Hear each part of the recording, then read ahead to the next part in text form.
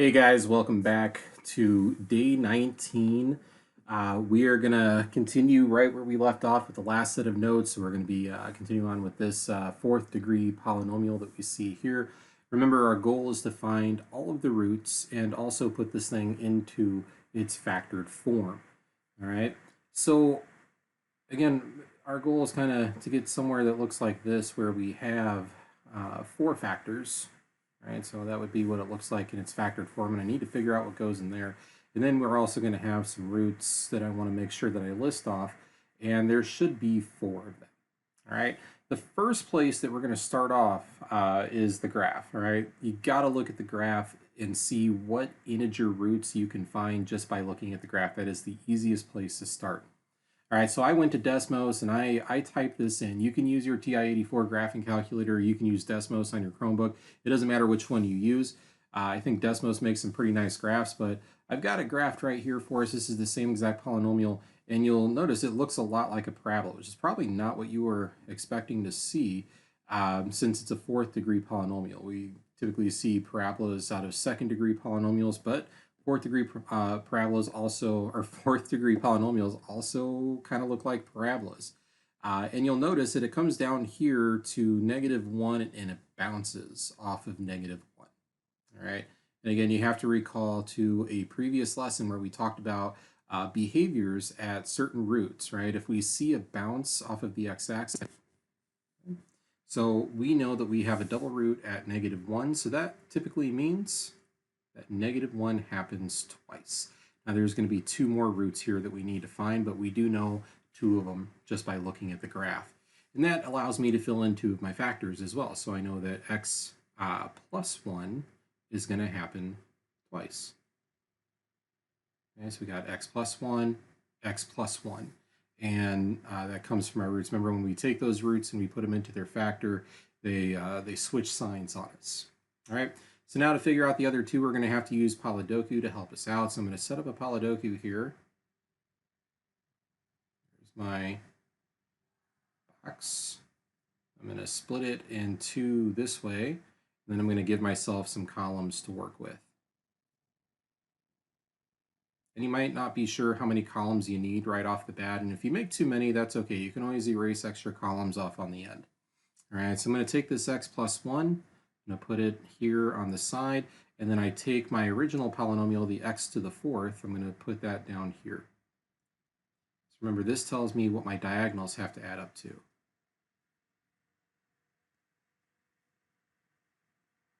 All right, so let's see what happens here. So the x to the fourth is going to go in the upper left-hand box automatically. The 9 is going to have to go down here. If for some reason we don't get a 9 here, that means we did something wrong in the middle. All right, so let's go ahead and start on this thing. So x times something is x to the fourth. That's got to be x to the third. X to the third times 1 is x to the third. I need two x to the thirds, so I'm going to put another one right here in the x to the third diagonal. So x times something gives me x to the third. Well, that's got to be x squared. Okay, so then x squared times 1 is x squared.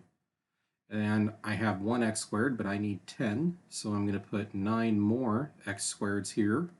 And so x times something gives me 9x squared, so that's got to be 9x. 9x times 1 is 9x.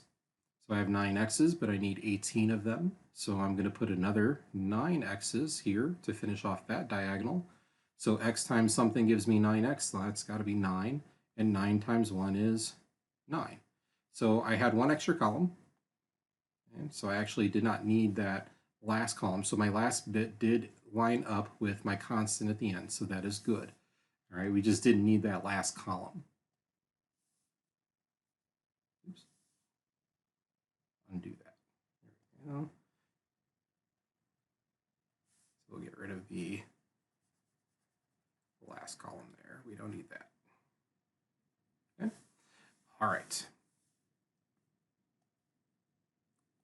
So the result, right? If I take my original polynomial and I divide out one of the x plus 1s, what I'm left with is x to the third plus x squared plus 9x plus 9.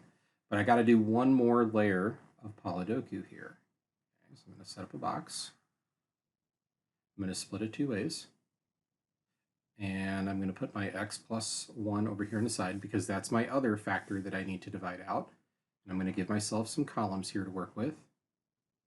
And I'm going to take this x to the third, x squared plus 9x plus 9, and I'm going to put that down here at the bottom of this one. Okay. So it's like we're dividing out another x plus 1 to see where we end up. All right, the x to the third is going to go here. Again, we're going to have to finish off with 9.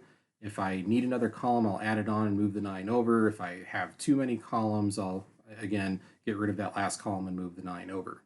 All right, so let's go ahead and work through this one. X times something gives me x to the third. That's got to be x squared. X squared times 1 is x squared. I have 1x squared. I need 1x squared, so this is going to have to be a 0. And then x times something gives me 0. Well, it's got to be 0. And 0 times 1 is 0. All right. So let's see. I have 0 x's. I need 9 x's. So I've got to put a 9. I got to put a 9x here. So x times something gives me 9x. Well, that's got to be a 9. 9 times 1 gives me my 9. And those match up. Okay. So where I'm at right now is I have this x squared plus 9 left over. Okay, so after I divided out my first two known factors, this is what I'm left with, is an x squared plus 9. And I've got to find my other two roots in that thing. Okay, so I'm going to set this equal to 0, and I'm going to solve. I'm just going to subtract 9 from both sides. Okay, so that way the 9's cancel. I get x squared equals negative 9, and then I square root. Right, that way the square and the square root cancel. All that's left is x. And this is a complex number because we're taking the square root of a negative number. And we've seen in previous lessons the square root of negative 9 is simply 3i. And it's going to be a plus or minus 3i. So up here I'm going to have x minus 3i, x plus 3i, and those are my two other roots. And that finishes off the problem. Okay. So that's a really good example of a fourth degree polynomial that's got complex roots. It required 2 layers of Polydoku to figure it out. But, you know, all in all, really not that bad. The Polydoku can take a little bit of time if you haven't practiced it, and having to recall your complex number stuff, and also having to look at your graph and recall the double roots and the triple roots and stuff. So this is really a problem that kind of encompasses all of chapter 8, and you start to see why we learned all of those little skills leading up to a problem just like this. This is a really good high-level problem. All right, let's do one more here. This one won't take as long. All right, so we've got another fourth degree polynomial, and the first thing I'm going to do, right, is just kind of set it up, right? I know that I need 4 factors because it is a fourth degree polynomial, and I'm going to have 4 roots. Okay, so I got to find those. And I'm going to start in the same place that I always do. I'm going to start on the graph. Okay. So I've got it already set up here. All I have to do is turn it on. And let's see, I'm going to zoom out here so you can kind of see what's going on. There we go. You kind of see there in orange, that is our polynomial. And I hope you remember when you see this particular type of behavior going on at a particular root, this is called a triple root. So this actually accounts for 3 of our roots. We have 3 of our roots happening at the same place at positive 1. Okay, so I've got 1, 1, and 1. And then my other root happens over here at 5. We are in luck, guys, because we have all 4 of our roots. We don't have to do anything. We don't have to do any Polydoku, no complex numbers, nothing like that. This one's a really easy one that you can factor just using the graph. So if I have a root of positive 1, then I know my factor is going to be x minus 1. This will be x minus 1. This will be x minus 1 because I need 3 of them.